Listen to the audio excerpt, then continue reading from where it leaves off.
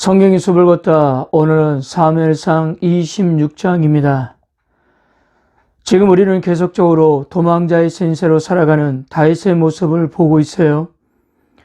우리들은 성경을 통해서 조금 있으면 다윗이 도망자의 신세를 청산하게 될 것을 알고 있지만 현재 살기 위해 도망 다니고 있는 다윗에게는 이 기간이 하염없는 시간이었던 것입니다.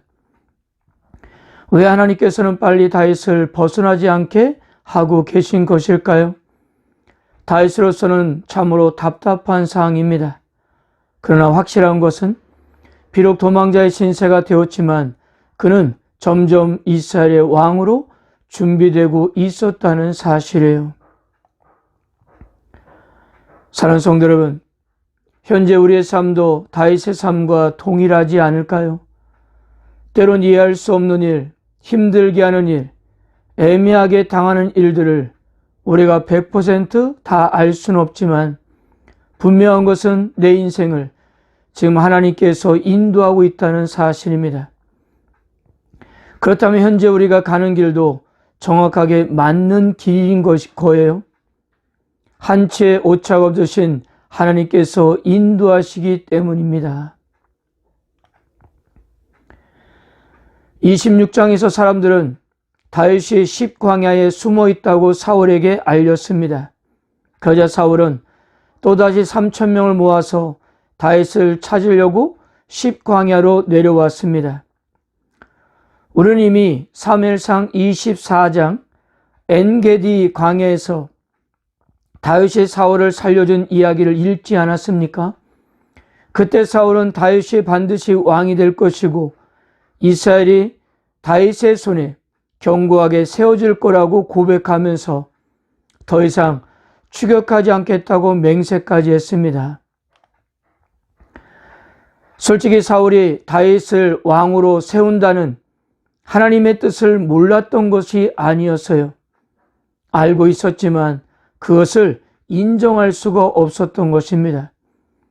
그러다가 엔게디 광야에서 처음으로 하나님의 뜻을 인정하였던 거예요. 그리고 다윗은 사울의 마음을 진짜 믿었던 것 같습니다.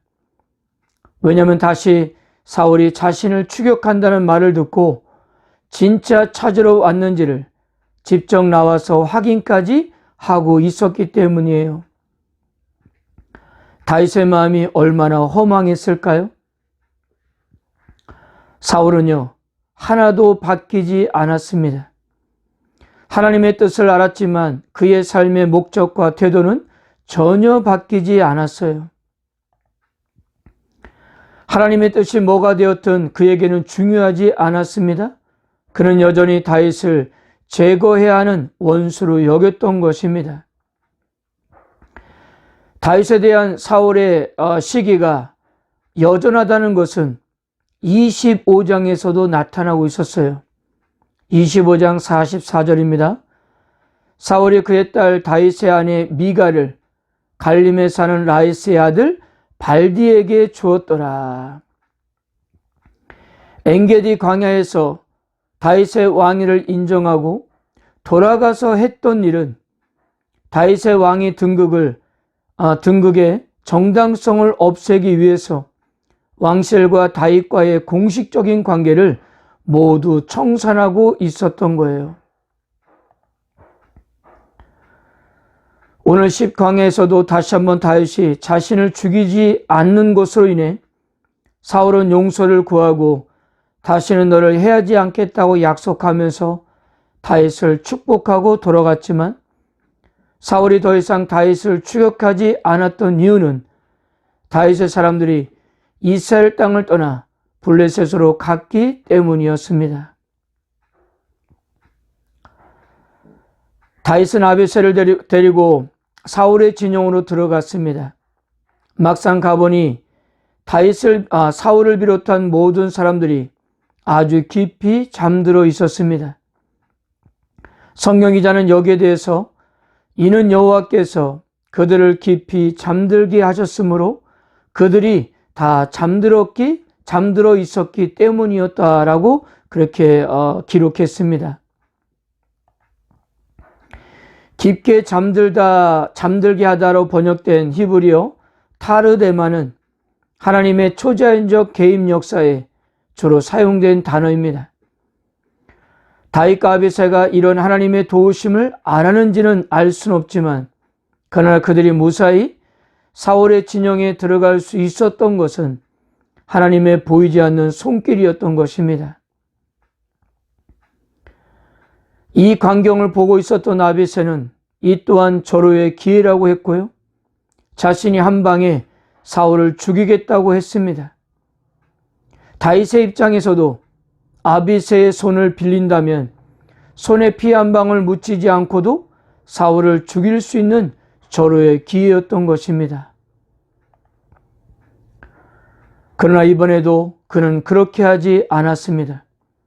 단 하나의 이유 때문입니다. 사울을 왕으로 세운 것은 하나님의 뜻이며 사울을 죽이는 것은 하나님의 뜻이 아니었기 때문입니다. 그것이 전부였어요. 그를 왕으로 세우신 분이 하나님이시니 그를 왕에서 내려오게 하실 분도 하나님이란 사실을 믿었던 것입니다. 또한 자신이 왕이 되는 것 역시 무력이나 정치나 권력이나 전쟁에 의해서가 아니라 철저히 하나님의 뜻에 속하였고 하나님께서 때가 되면 자신을 세울 것을 굳게 믿고 있었습니다. 그래서 사울의 창과 물병만 가지고 왔던 것입니다. 철저하게 하나님의 주권과 섭리에 따랐던 다윗의 고백을 들어보세요. 아비새에게 했던 말입니다. 10절입니다. 다윗이 또 이르되 여호와께서 살아계심을 두고 맹세하노니 여호와께서 그를 치시리니 혹은 죽은 날이 이르거나 또는 전장에 나가서 망하리라. 하나님께서 반드시 사울을 치시겠지만 그를 어떻게 치실 것인지에 대해서는 하나님께서 하실 일이었다는 거예요. 그리고 다윗은 사울에게도 이렇게 말했습니다. 19절입니다. 원하건대 내 주 왕은 이제 종의 말을 들으소서. 만일 왕을 충동시켜 나를 해하려 하는 이가 여호와시면 여호와께서는 제물을 받으시를 원하니다마는 만일 사람들이면 그들이 여호와 앞에 저주를 받으리니. 무슨 말입니까? 만약에 하나님께서 왕의 마음을 충동시켜 자신을 해하려 한다면 자신은 기꺼이 제물이 되어 드리겠지만 그러나 그것이 사람들의 생각에 그렇게 한다면 오히려 하나님으로부터 저주를 받게 될 것이라는 거였습니다. 사랑하는 성도 여러분, 오늘 사무엘상 26장을 큰 그림으로 그려본다면 하나님의 방법과 인간의 수단이 충돌할 때 우리는 어느 쪽을 선택할 수 있겠느냐는 것입니다. 성도의 삶은 하나님께 자기 인생을 계속 맡기는 것인데요. 결국 우리를 연단하고 훈련하시는 신앙의 영역은 내 힘으로 살래? 아니면 하나님의 힘으로 살래입니다. 하나님께서는 다윗을 왕위에 앉혀놓기 전에 계속해서 이 질문을 던지면서 하나님만 의존하는 법을 배우게 했던 것입니다. 그래서 어떤 문제이고 자신의 힘이 아니라 하나님의 시간에 하나님의 방식에 맡기도록 그렇게 훈련하셨던 것입니다. 사랑하는 성도 여러분, 오늘 우리의 싸움도 바로 이것입니다. 내 힘으로 살 것인가 아니면 하나님의 힘으로 살 것인가예요. 오늘 우리들도 다윗처럼 자신과 사람들의 생각과 주장과 뜻을 내려놓고 오직 하나님의 말씀 앞에 서서 우리의 모든 것을 결정하는 것입니다. 오늘도 내 뜻보다도 하나님의 뜻이 더 중요하다는 것을 믿고 그렇게 순종하는 하루가 되십시오. 아멘.